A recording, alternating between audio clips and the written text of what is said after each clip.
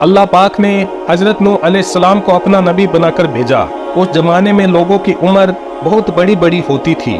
حضرت نوح علیہ السلام 950 سال تک اپنی قوم کو سمجھاتے رہے کہ اے لوگوں، صرف ایک اللہ کی عبادت کرو اور میرا کہا مانو، وہ تمہارے گناہ بخش دے گا۔ لیکن لوگوں نے حضرت نوح علیہ السلام کی باتوں کو نہ مانا اور اپنے کانوں میں انگلیاں دے لی اور کپڑے اوڑھ لیے تاکہ حضرت نوح علیہ السلام کی آواز کانوں تک نہ پہنچے۔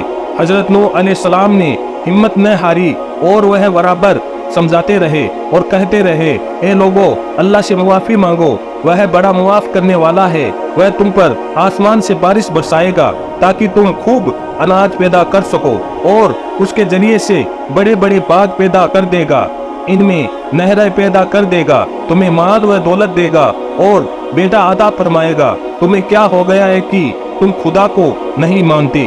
حالانکہ اس نے آسمان بنائے، چاند اور سورج بنائے، اس نے تم کو مٹی سے پیدا کیا اور پھر اسی مٹی میں ایک دن تم مل جاؤ گے اور پھر قیامت کے دن اسی مٹی سے تم کو دوبارہ زندہ کرے گا۔ لیکن لوگوں نے اپنے بتوں کو نہیں چھوڑا اور حضرت نوح علیہ السلام سے کہنے لگے کہ ہم اپنے بتوں کو ہرگز نہیں چھوڑیں گے اور ہم تو تم کو اپنے جیسا آدمی ہی مانتے ہیں اور تمہارا کہنا بھی صرف چند غریب لوگوں نے مانا اور ہم تو تم کو جھوٹا سمجھتے ہیں۔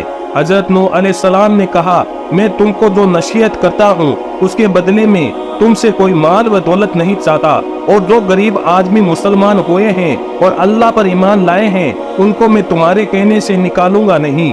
اگر میں ان کو اپنے پاس سے نکال دوں تو خدا کا عذاب سے مجھے کون بچائے گا؟ ان کی قوم کے لوگوں نے کہا، اے نوح، تم سے ہم نے جھگڑا بہت کر لیا، اگر تم سچے ہو تو جس عذاب سے تم ہم کو ڈراتے ہو وہ لے آؤ۔ حضرت نوح علیہ السلام نے کہا کہ جب اللہ پاک چاہیں گے عذاب لے آئیں گے۔ اللہ تعالیٰ نے حضرت نوح علیہ السلام کو وحی کے ذریعے سے حکم بھیجا کہ تمہاری قوم میں جو لوگ ایمان لا چکے ہیں ان کے علاوہ اور کوئی ایمان نہ لائے گا، تم غم نہ کرو اور ایک کشتی بناؤ۔ حضرت نوح علیہ السلام نے خدا کے حکم کے مطابق کشتی بنانی شروع کی، تو جب ان کی قوم کے سردار ان کے پاس سے گزرتے تو ان کو کشتی بناتے ہوئے دیکھتے تو ان کا مذاق اڑاتے۔ حضرت نوح علیہ السلام ان کے مذاق کے جواب میں کہتے کہ آج مذاق کر لو، کل جب تمہارے اوپر عذاب آئے گا تو اس وقت ہم تمہارا مذاق اڑائیں گے۔ آخر اللہ تعالیٰ کا عذاب اس کے وعدے کے مطابق آیا، زمین سے پانی نکلنا شروع ہوا اور آسمان سے بارش آنی شروع ہوئی۔ اللہ تعالیٰ نے حضرت نوح علیہ السلام کو حکم دیا کہ سب جانوروں کا ایک ایک جوڑا کشتی میں سوار کر لو، اور جو لوگ تمہارے اوپر ایمان لائے ہیں یعنی مسلمان ہو گئے ہیں ان کو سوار کر لو۔ حضرت نوح علیہ السلام نے اس کشتی میں سوار ہونے والوں سے کہا کہ اللہ تعالیٰ کا نام لے کر اس کشتی میں سوار ہو جاؤ کہ اس کا چلنا اور ٹہرنا اسی کے ہاتھ میں ہے۔ اللہ تعالیٰ بڑا بخشنے والا ہے، مہربان ہے۔ کشتی ان سب کو لے کر لہروں میں چلنے لگی۔ تو اس وقت حضرت نوح علیہ السلام نے اپنے بیٹے سے کہا، اے بیٹا، ہمارے ساتھ سوار ہو جاؤ اور کافروں کے ساتھ مت ہو۔ نوح علیہ السلام کے بیٹے نے کہا، میں کسی پہاڑ پر چڑھ جاؤں گا اور وہ پہاڑ مجھے پانی سے بچا لے گا۔ حضرت نوح علیہ السلام نے کہا کہ آج خدا کے عذاب سے سوائے خدا کے کوئی اور بچانے والا نہیں۔ اتنے میں دونوں کے درمیان ایک پانی کی لہر اٹھی اور حضرت نوح علیہ السلام کا بیٹا اس لہر میں ڈوب گیا۔ پھر اللہ تعالیٰ نے زمین کو حکم دیا کہ اپنا پانی نگل جا، آسمان کو حکم دیا کہ پانی برسانا بند کر دے، یہاں تک کہ پانی خشک ہو گیا اور تمام کافر دنیا میں ختم کر دیے گئے۔ حضرت نوح علیہ السلام کی کشتی کوہ جدی پہاڑ پر ٹھہری۔ حضرت نوح علیہ السلام نے اپنے پروردگار سے عرض کیا کہ اے میرے رب، میرا بیٹا بھی میرے گھر والوں میں سے ہے اور آپ کا وعدہ سچا ہے۔ یعنی حضرت نوح علیہ السلام کا مطلب تھا کہ اے اللہ تعالیٰ، آپ نے وعدہ فرمایا تھا کہ تیرے گھر والوں کو اس طوفان سے بچا لوں گا، پھر میرا بیٹا کیوں ڈوبا؟ تو اللہ تعالیٰ نے فرمایا کہ اے نوح، تیرا بیٹا تیرے گھر والوں میں سے نہیں تھا کیونکہ اس کے عمل اچھے نہیں تھے۔ میں تجھ کو نصیحت کرتا ہوں کہ ایسی بات نہ کر جو تیرے علم میں نہیں۔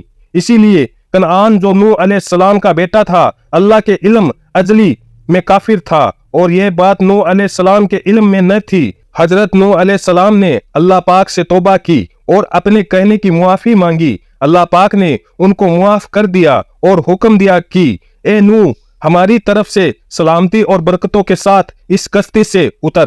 اس کے بعد حضرت نूह अलैहिस्सलाम की उम्मत से दुनिया बसी और आहिस्ता आहिस्ता उनके बाल बच्चे आबाद होते गए। ये सब लोग खुदा ताला की इबादत करते रहे। जमाना गुजरता गया और आहिस्ता आहिस्ता शैतान ने फिर बहकाना शुरू किया तो ये लोग अल्लाह ताला को भूलने लगे। हजरत नूह अलैहिस्सलाम जो अल्लाह ताला के इतने बड़े पैगंबर थे, अपने बेटे को उसके बुरे कामों की वजह से अल्लाह ताला के अजाब से न बचा सके। इस तरह अगर हमारे माँ बाप अल्लाह के कितने ही वली क्यों न हो, अगर हमारे अमल अच्छे न हो तो वो हमको अल्लाह ताला के अजाब से न बचा पाएंगे।